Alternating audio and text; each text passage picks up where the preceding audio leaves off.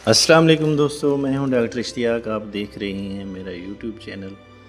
उम्मीद करते हैं आप सब खैरियत से होंगे। आज हम बात करेंगे जानवरों में चीचड़ यानी टिक्स के बारे में। चीचड़ एक छोटा सा कीड़ा है, छोटा सा पैरासाइट है, लेकिन ये जानवरों की सेहत को बहुत ज़्यादा नुकसान पहुंचा सकता है।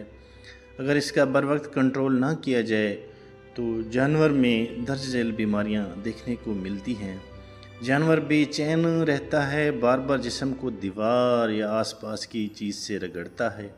खून की कमी हो जाती है, कमज़ोरी और सुस्ती आ जाती है, दूध और वज़न में कमी आ जाती है। जानवर को बुखार हो सकता है, जिससे ज़्यादातर चांस होती हैं कि थीलिरिया जन्म ले सकता है।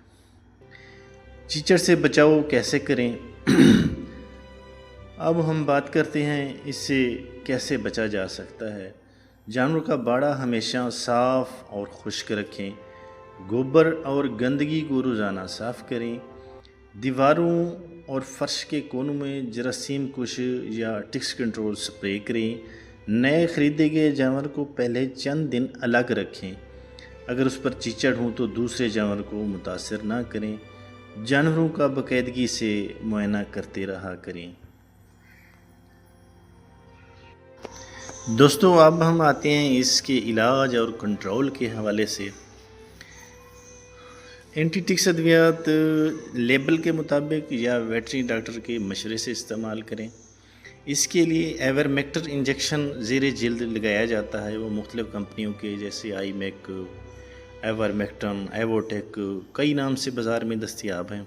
इसके अलावा स्प्रे के लिए deltamethrin, cypermethrin, amitraz, no ticks, anti ticks, weapon, इस तरह के काफ़ी नाम देखने को आपको बाज़ार में मिल जाएंगे।